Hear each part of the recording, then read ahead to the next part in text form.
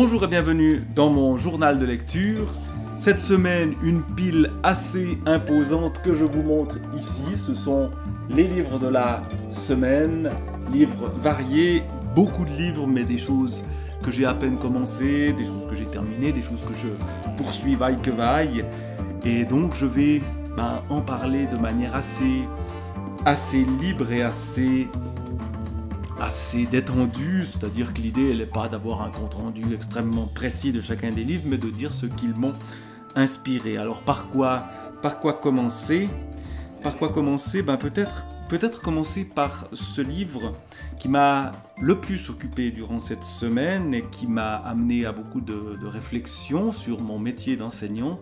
C'est Angélique Delray, à l'école des compétences, de l'éducation à la fabrique de l'élève performant. Une réflexion autour de cette notion de compétence qui est au cœur du discours pédagogique aujourd'hui et que l'autrice remet en cause pour montrer que ce discours des compétences, qui remplace le discours de la transmission, est un discours qui est subordonné à un marché du travail qui façonnerait les élèves pour qu'ils deviennent de futurs travailleurs qui, au fond, s'intègrent dans ce système sans forcément le remettre en cause et sans réfléchir à ce qu'est pour eux-mêmes la vie bonne qui leur est présentée comme étant allant de soi. Or, qu'est-ce que vivre bien? Qu'est-ce que réussir sa vie? Ça n'est pas si facile que cela.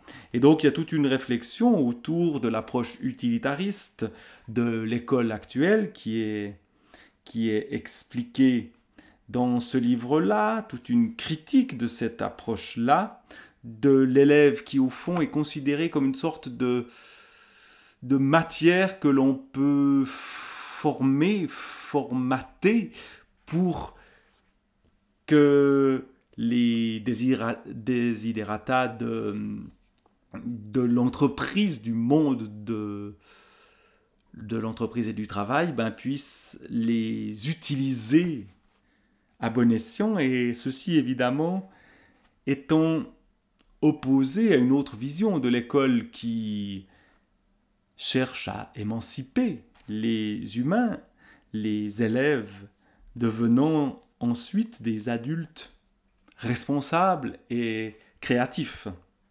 Alors il y a plein de réflexions, c'est difficile d'en choisir dans ce livre-là. Il y a notamment toute une partie, la dernière, qui parle à la fois de solutions, pas tout à fait, puisque c'est en l'absence de toute solution, le titre de cette dernière partie, mais qui indique des pistes pour une autre école que cette école qui n'est basée que sur des compétences généralement abstraites. Et pour reterritorialiser l'école, tel est le terme employé par Angélique Delray, un titre qu'elle emprunte à Gilles Deleuze, dit-elle. Alors, je ne connais pas bien l'œuvre de Deleuze, donc je ne vais pas en parler ici.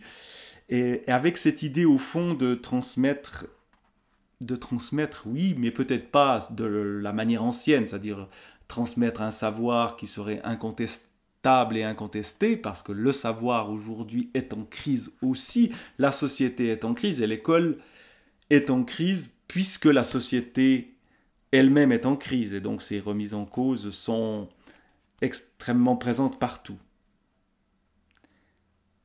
S'il est nécessaire, lisons un passage presque au hasard, justement en l'absence de toute solution, s'il est nécessaire de partir d'une position de non-savoir sur ce qu'est éduquer, au fond, il y a un éloge d'une certaine pratique de l'école en tant que moment où se forge un savoir, non pas des compétences, une manière d'être, mais sans aller lui donner une sorte d'utilité pour la suite. C'est au moment même où l'enseignement a lieu qu'il doit avoir du sens.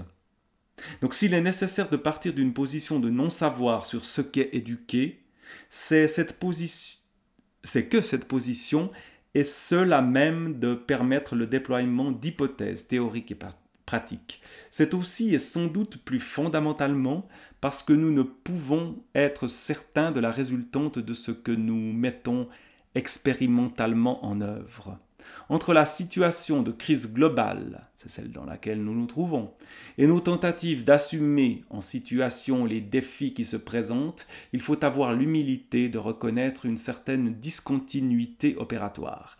Même si nous devons nous méfier de la dispersion et chercher sans relâche la bonne focale, pour donner de la puissance à notre agir, il est probable que ce qui résultera globalement de l'ensemble n'aura que peu de rapport avec ce que nous pensions rendre possible. Mais alors à quoi bon? Voilà des questions qui se posent. Transmettra-t-il encore un sens?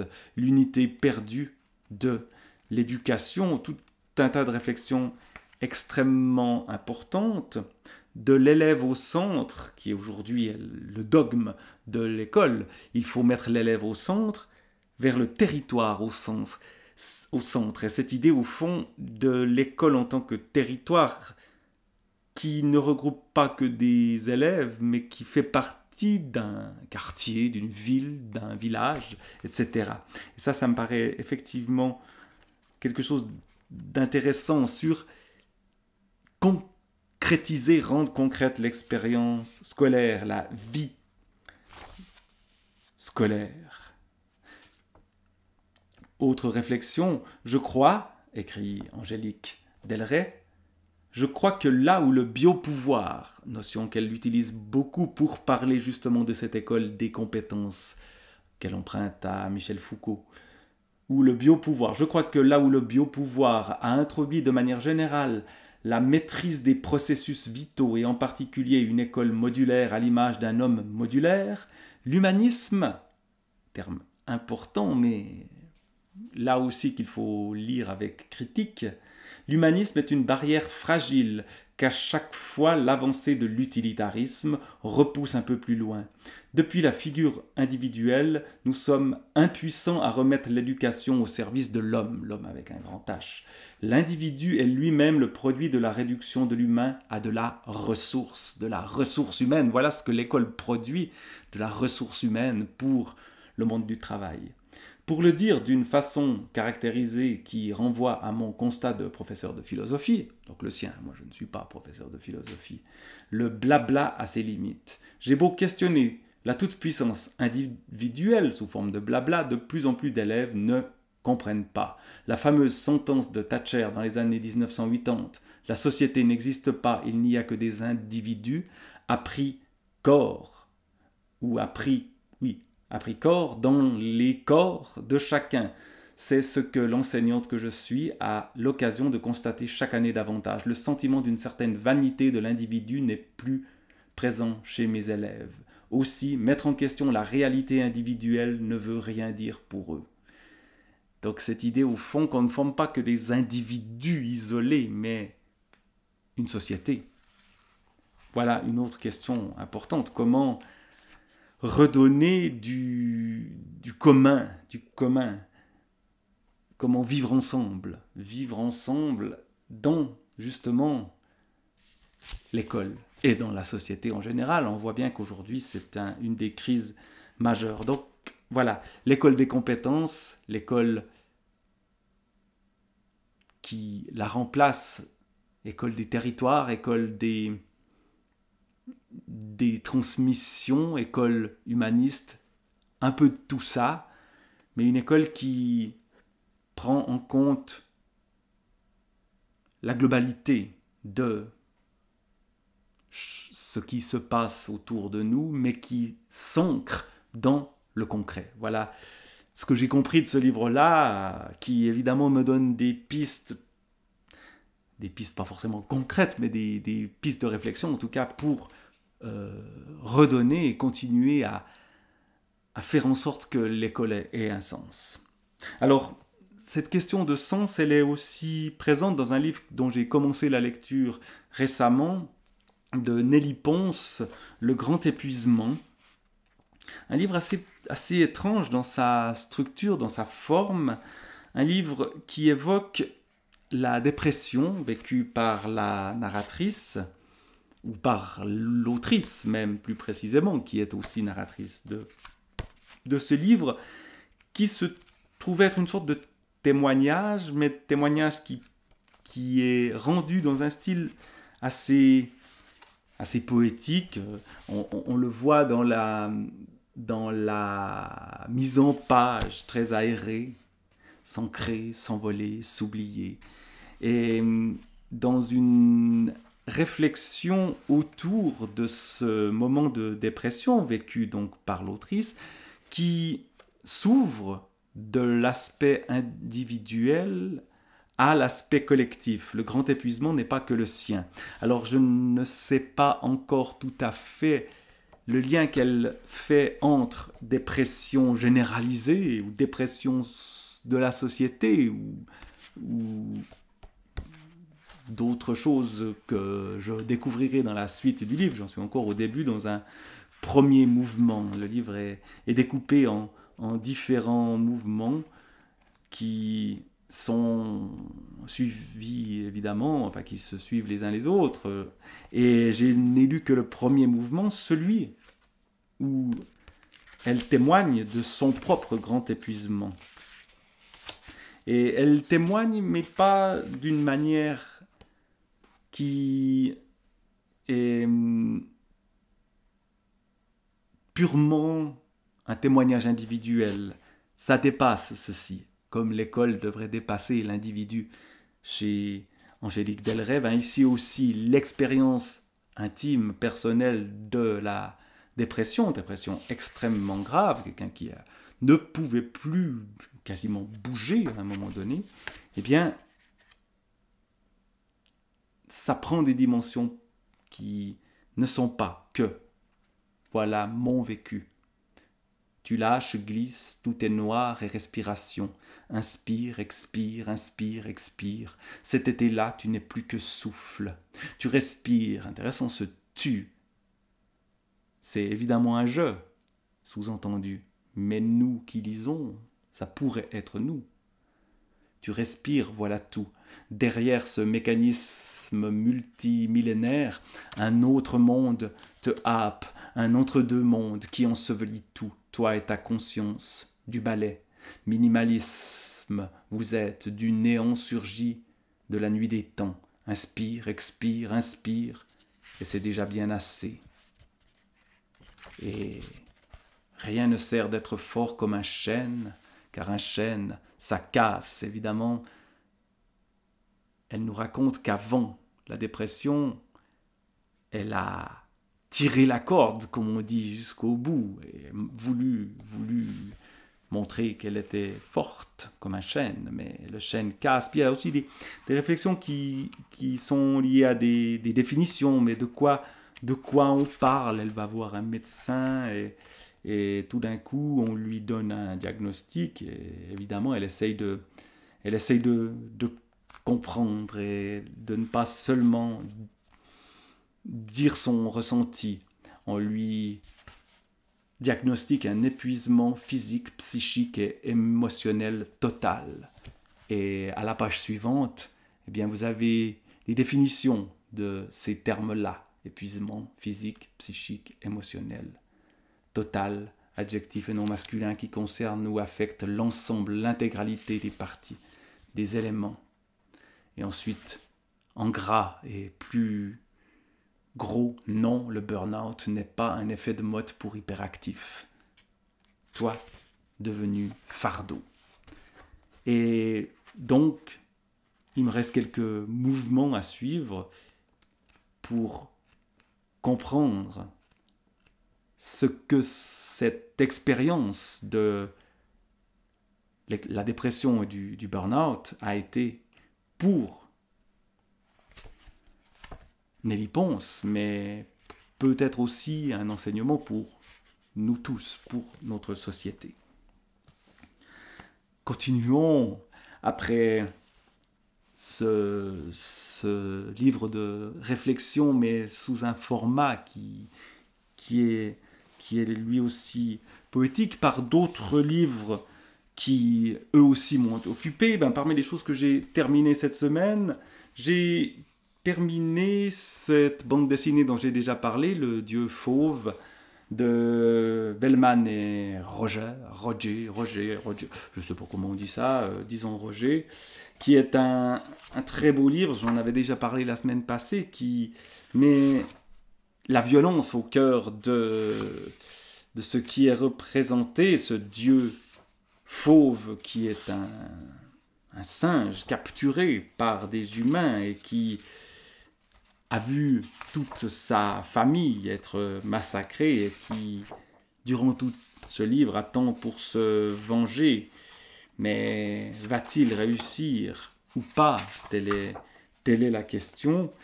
Je ne vais pas révéler la fin de l'histoire, mais on y voit dans des paysages magnifiques également le feu qui joue un rôle essentiel, le feu, mais aussi la glace, la désolation. Et donc ce Dieu fauve qui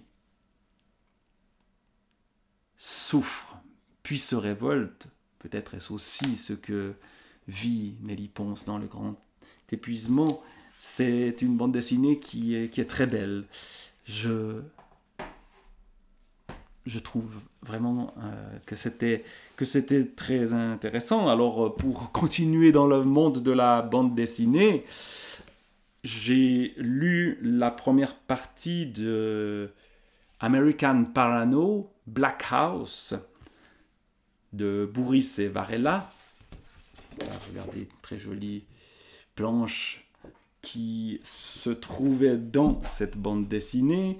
Une bande dessinée policière, une enquête policière. Alors, il y a 2 parties dans cette bande dessinée-là, donc je n'ai lu que la première, donc je ne peux pas vous révéler la fin, je ne la connais pas encore. Ces planches que je vous ai montrées, tiens, c'est la dernière page de ce livre-là. On a affaire à cette ville-là, qu'on reconnaît évidemment très bien. Il s'agit bien de San Francisco. Et à San Francisco, une jeune femme entre dans la police. Et on la voit ici, on la voit dans des moments difficiles où elle vient de voir une chose absolument terrible, un cadavre sur lequel il y a cette étoile gravée dans le sang, sataniste. Et on est autour de ce monde-là, on est non seulement à San Francisco, mais dans une époque où se développent des idées satanistes et tout un tas d'idées farfelues. C'est l'époque des hippies notamment, mais avec aussi leur aspect plus sombre. 1967, le matin du 10 mai 1967, et on entre donc dans un monde mystérieux. Elle est femme policière, fille de policier, elle se retrouve, elle est nouvelle dans un commissariat. Évidemment, il y a toute la question de l'accueil d'une femme dans un commissariat qui est tout à fait compliqué à cette époque-là, parce qu'il n'y a que des hommes. Et puis, il y a cette enquête autour de ce monde des messes noires, autour d'un personnage qui est assez effrayant. Il y a un premier meurtre et il y en aura un deuxième. Et évidemment, l'enquête, je ne vais pas vous dire où elle aboutit. Alors, ce qui est intéressant, c'est effectivement la manière dont est mise en scène ce monde des satanistes dans des pages noires qui racontent la vie d'un personnage assez étrange qui joue un rôle dont on ne sait pas s'il est actif ou pas dans ces assassinats, un côté presque sectaire qu'on voit ici. Et évidemment, tout ça ne peut pas bien se terminer.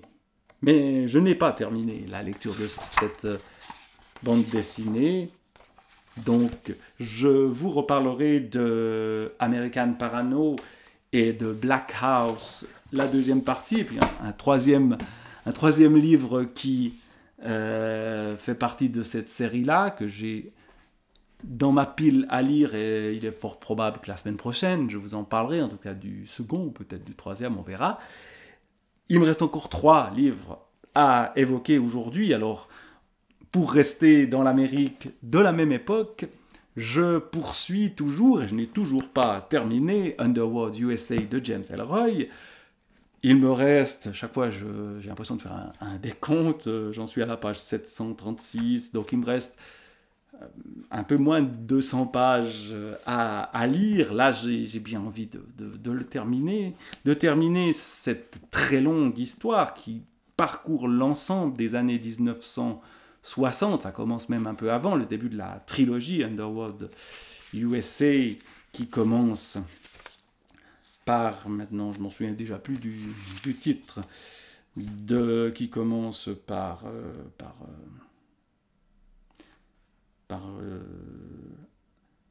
American Death Trip.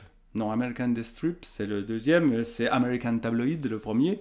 Et donc, Underworld USA, on retrouve les mêmes personnages, où il y a des scènes extrêmement violentes aussi, pas dans un monde de messes noires diaboliques, mais dans un monde raciste et généralement hyper violent, notamment la police, qui est extrêmement violente. Là, le chapitre que je viens de lire, c'est le chapitre 97, où un personnage est arrêté par 2 policiers, un noir et un blanc, mais le personnage arrêté est lui-même noir. On est à Los Angeles et non plus à San Francisco, le 8 mars 1971, c'est-à-dire au moment où a lieu le combat de boxe entre Mohamed Ali et Frazier, si je me souviens bien. Ça commence d'ailleurs, ce chapitre-là, le chapitre 97, Ali, Ali, Ali, ce cri résonnait à travers le Congo. Le Congo, évidemment, c'est pas le vrai Congo, mais c'est la partie peuplée par des Noirs. Et évidemment, on a directement une manière d'évoquer les éléments qui tient du racisme. Ici, un racisme montré dans ce qu'il a de cruel, peut-être avec une certaine complaisance. C'est possible. Retransmission pirate depuis des magasins de spiritueux, des salles de billard. Elle rassemblait tous les amateurs de télé. Des bandes massées sur les trottoirs captaient le reportage. Des radios portatives, des pichets et des joints circulaient. Les groupes comptaient de 10 à 100 personnes. Central Avenue était une vraie moricacophonie. Là aussi, un jeu de mots avec morico, qui est aussi un terme raciste. Moricacophonie. Les lueurs des tubes cathodiques palpitaient derrière les fenêtres, les branchements pirates, à la mosquée 19 chez Sam le Sultan, au salon de coiffure Cédric, décrépage et défrisage. Activité intense à l'intérieur comme à l'extérieur, grosses transactions sur les parkings. Les paris, évidemment. Des maquereaux à talonnettes prenaient des paris sur chaque reprise du combat. Scotty, c'est un flic blanc, et on aura un certain March qui, lui, est noir et qui enquête ensemble, mais peut-être en cherchant quand même l'entourloupe, passa en voiture près de Tiger Cab. Le bureau était bondé et illuminé par l'écran de télé. L'équipe était captivée. Équipe avec un K pour montrer que ces gens-là sont proches du Ku Klux Klan. Fred O. Miltesey, Crutchfield, le mateur, d'innombrables Zoulous des quartiers sud, macaques junkies avec des gants de boxe et sur le téléviseur, et Lionel D. Thornton avec un sac à fermeture éclair rempli de billets de banque. Et ce Lionel D. Thornton va être littéralement torturé par le Scotty et son ami March pour savoir où se cache un personnage qu'on cherche, et surtout le magot d'un braquage qui a eu lieu, qui nous a raconté tout au début du livre. On ne sait toujours pas où a été l'argent. Il a été utilisé pour aider des Noirs qui ont été été victime de racisme et d'attaques violentes. Et donc, c'est une des histoires qui nous est racontée. Celle-ci, on cherche à savoir où est cet argent et puis où est un personnage qui lui-même a disparu. Mais en même temps, derrière tout ça, il y a des manigances pour se débarrasser de John Edgar Hoover, le responsable chef du FBI, qui lui-même tire d'autres ficelles, mais qui commence à devenir très âgé à ce moment-là et perdre un peu la tête. Et puis vous avez vraiment tous ces bas-fonds de l'Amérique de l'époque qui nous sont montrés avec cruauté. Je n'ai pas lu dans le chapitre là dont je viens de parler les moments où on casse les doigts, où on torture littéralement Lionel D. Thornton pour qu'il dise ce qu'il sait, ce qu'il refuse de dire. Alors, il me reste quelques pages, j'espère vous en parler une dernière fois la semaine prochaine, mais il y a d'autres livres, il y en a encore 2 dont je vais parler assez rapidement parce que je les ai à peine commencés et que je vais donc les poursuivre.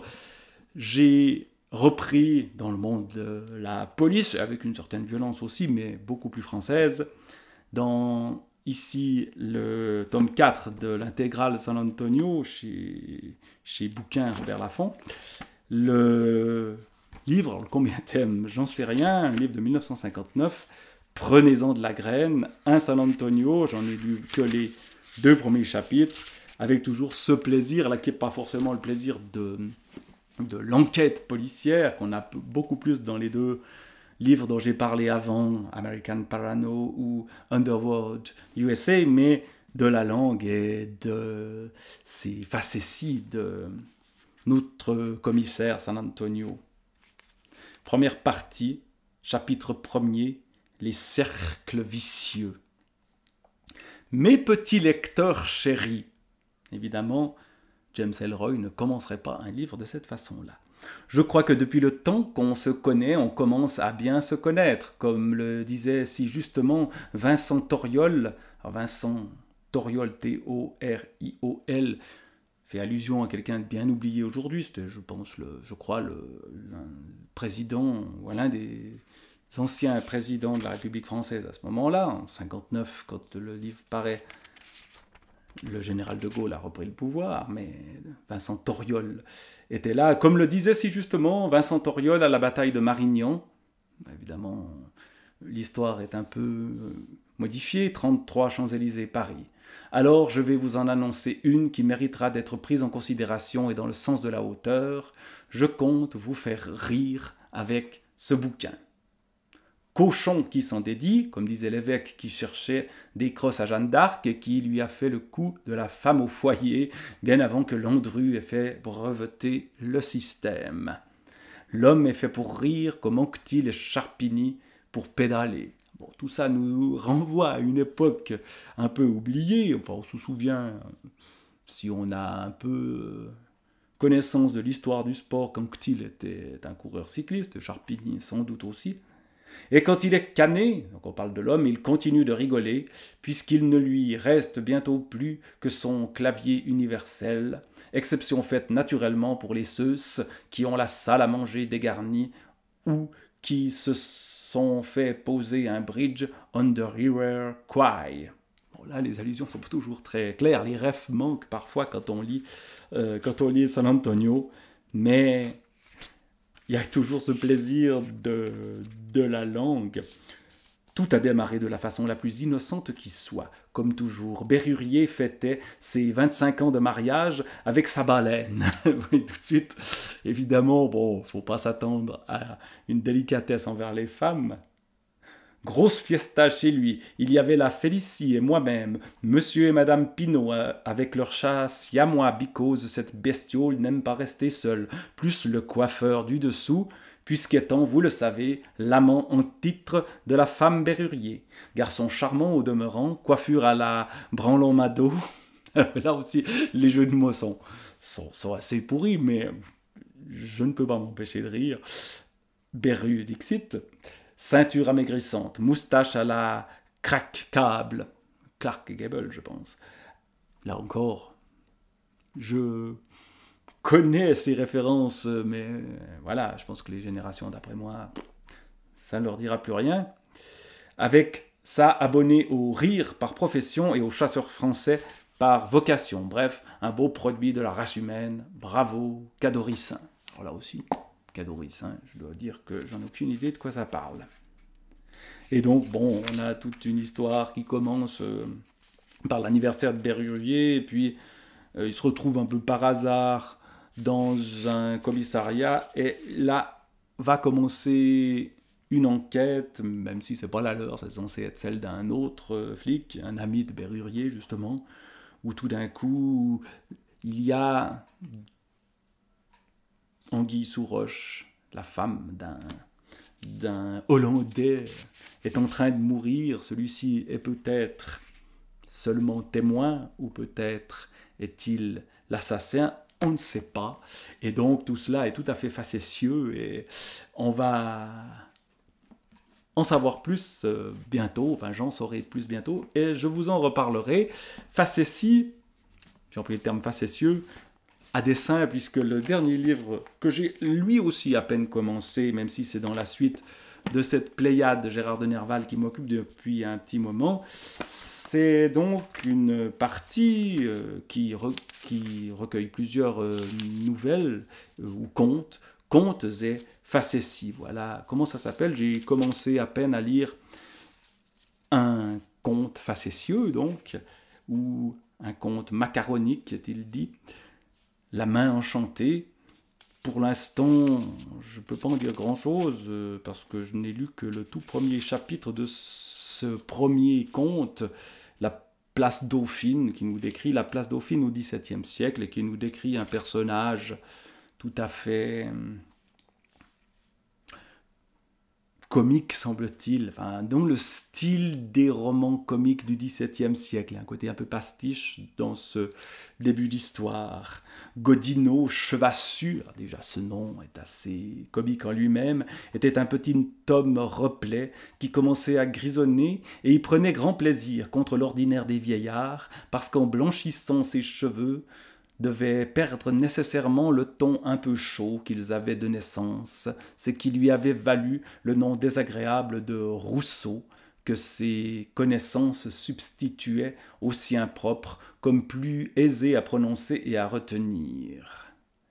Il avait ensuite des yeux bigles très éveillés, quoique toujours à demi fermés sous leurs épais sourcils, avec une bouche assez fendue, comme les gens qui aiment à rire. Personnage presque pour un roman de San Antonio, mais chez Gérard de Nerval. Voilà. Alors, je reparlerai de Nerval, je reparlerai de Frédéric Dard et San Antonio, de James Ellroy, de Nelly Pons. Bref, je vous reparlerai pas mal des livres que j'ai commencé cette semaine. Je vous reparlerai aussi de American Parano. Et voilà, la pile, j'ai pu la parcourir durant ces quelques minutes. La semaine prochaine, donc il y aura plein de choses qui vont continuer, qui vont se terminer, des nouveautés peut-être, on verra bien. Et pour l'instant, je vous dis au revoir et à bientôt.